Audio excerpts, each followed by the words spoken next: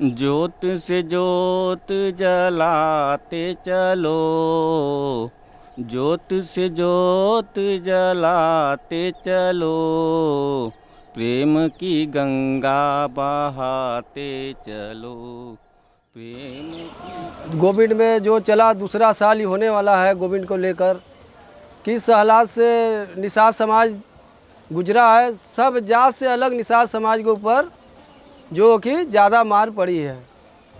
घर से बाहर नहीं निकलना, नाव पर पानी फेंकने में आने पर दिक्कत, रास्ते में चलने में दिक्कत। जो रोज़ मजदूरी करने वाले थे, नाव चलाने वाले रोज़ कमा के अपने घर को चलाते थे, उससे वंचित हो गए।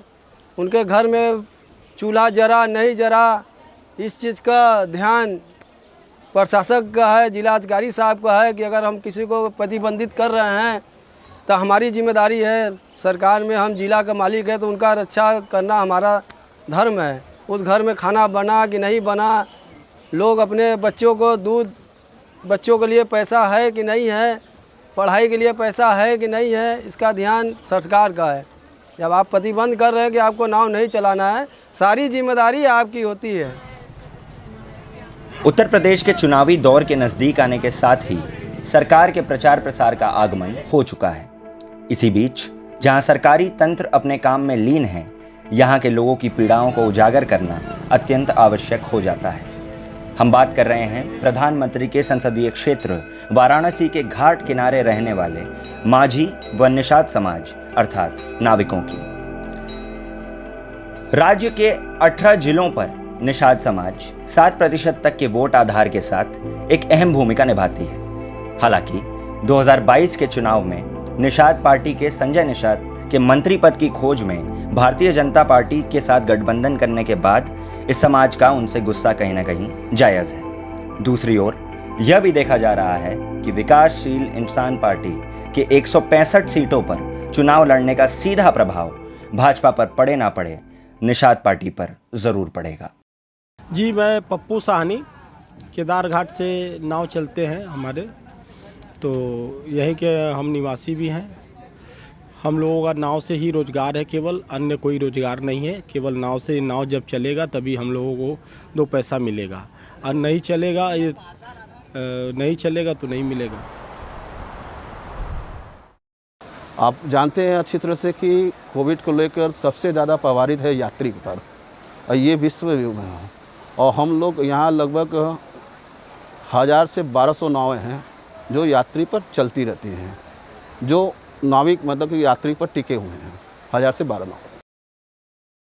से लॉकडाउन लगा हुआ है भैया, तब से हम लोग को बहुत परेशानी हो रहा है। और समझ लीजिए कि फॉरनर आना बंद हो गए हैं, क्योंकि हम लोग फॉरनर पे निर्भर, जिस सुबह शाम फॉरनर आते थे तभी हम लोग कमाते थे। और अब जो कि अपने कुछ जो कि दूसरे शहर से अगर लोग आएंगे उनको घुमाएंगे तभी 2 पैसे मिलेगा हम लोग, क्योंकि जो दर्शन करने आएंगे, नहाने आएंगे, घूमने आएंगे यहाँ, तो उन्हीं के माध्यम उनको जब घुमाएंगे तभी तो पैसा मिलेगा ना। लोकल लोग तो रोज़ घूमते नहीं भैया। घर पर तो तमाम समस्याएं आई। देखिए, जो माने कि कमा के कुछ पैसा रखे भी थे, और नाव नहीं चलने के कारण बच्चों का स्कूल के फीस है, पिताजी के इलाज में भी पैसा लगा। लेकिन हमारे पिताजी एक्सपायर भी हो गए, उनको कैंसर हो गया था। तो मोदी फंड के योजना तहत जो है कि उनका हम लोग अप्लाई किए थे कैंसर के लिए पैसा, वो आते आते इतना लेट हो गया कि जब उनका एक्सपायर हो गया तब वो मिला लेटर, तो उसमें कोई सहयोग नहीं हो पाया। कि नाव चले या ना चले, हम लोग को हर साल नाव रिपेयर कराना पड़ता है। हर नाव में जैसे कि थोड़ा बहुत रिपेयरिंग वगैरह सब चलता रहता है, तो उसमें भी खर्चा आ जाता है। तो एक तरीके से बोला जाए तो अपने मतलब कि जितने हमारे भाई बंधु हैं, जितने हमारे मतलब नाविक हैं, इस समय अगर आप आंकड़ा निकालेंगे ना तो कोई ऐसा नहीं व्यक्ति बचा होगा जो कर्ज में नहीं हो। कोरोना की वजह से हर कोई कर्ज में है।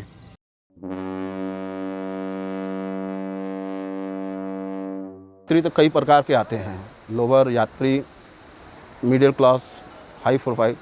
जो हाई प्रोफाइल आते हैं तो वो हाई प्रोफाइल हो जाते हैं, तो वो सीधे क्रूज में जाते हैं। मिडिल क्लास के होते हैं, जो लोकल लोग हैं, वो लोग जानते हैं सस्ते में ये नाव मिल जाता है तो वो लोग इधर आ जाते हैं। लेकिन जो उनके हाई प्रोफाइल होते हैं वो अपने स्टैंडर्ड के हिसाब से क्रूज में जाते हैं। देखिए नाव तो हम लोग का बंद हो गया है, उसके बावजूद क्रूज का आपका संचालन चल रहा था। बाढ़ में हम लोग के नाव का बंदी हो जाता है, लेकिन क्रूज का संचालन कंटिन्यू रहता है, वो बंदी नहीं होता है। थोड़ा पानी बढ़ेगा या थोड़ा हवा चलने लगेगा, लहर चलने लगेगा, हल्का फुल्का भी चलने लगेगा, तब भी नाव रोक देते हैं। पहली बार जब प्रधानमंत्री जी आए उसमें 5 हमारी बजड़ा लगे हुए थे, तो उनका स्वागत हुआ, अभिनंदन हुआ। हम लोग उनको रिसीव करके 80 से रिसीव करके वो राजघाट तक घूमे। दूसरी बार आए तो क्रूज पर बैठ गए, तो आप भली बात ही जानते थे को हाई प्रोफाइल लोग उन्हीं में जाएंगे, तो हम लोग बेरोजगार तो हो ही जाएंगे। और क्रूज चला रहे हैं और नाव नहीं चलेगा, ये कहाँ का इंसाफ है? अब जैसे हम लोग का परिवार है, अगर हम लोग कोरोना के पहले जब हम लोग का 800-1000 रुपये जो मिलता था, वो घट के आ गई थी 300 रुपये, 250 रुपये, कभी तो वो भी नहीं मिलता था। ऐसा कंडीशन था। आपत्ति बंद करिए, व्यवस्था करिए पूरे नाविकों को, हम भी आपके साथ हैं। भाई आप प्रतिबंध कर रहे हैं तो इसका पूरा उसका देखभाल करिए।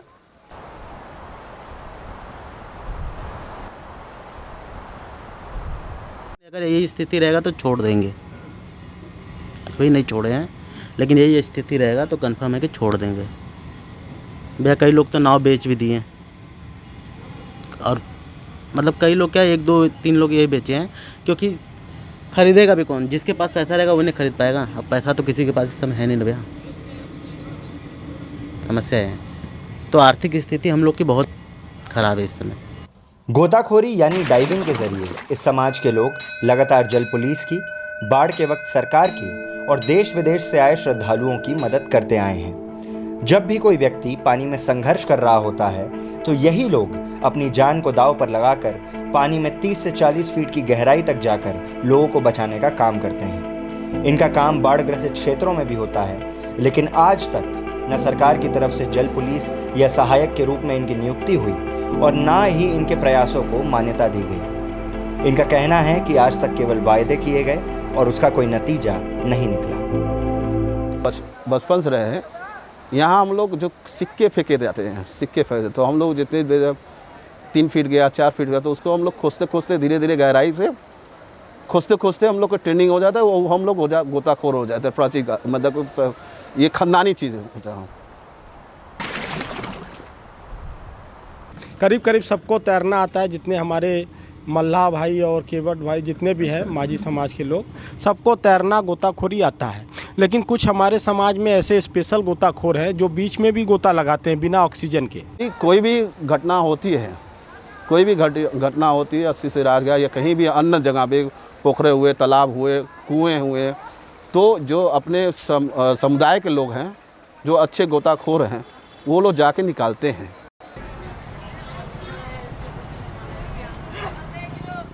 ऐसा तो अधिक करके जो यात्री नहाने आते हैं घाट पर, तो जानते नहीं है यहाँ पर गहराई कितना है। कभी घाट के अंदर सीढ़ियों पर स्लिप रहती है, पैर रखे तो सड़क गहराई में चले गए। भाई अगर घाट पर मल्ला नाविक लोग हैं, नाव चलाते हैं, वो देख लिए तो बचा लिए। और कोई जो है कि तैर रहा है, उसका पैर का नस चढ़ गया बीच में, वो चिल्लाने लगता है बचाओ बचाओ, तो आदमी उसको नाव द्वारा या तैर के जैसे भी इच्छा होता है बचाता है। अब ये नहीं कोई नहाते समय डूबेगा तो नाविके बचाते हैं, रोज़ का काम है, किसी न किसी घाट पर रोज़ बचाते हैं।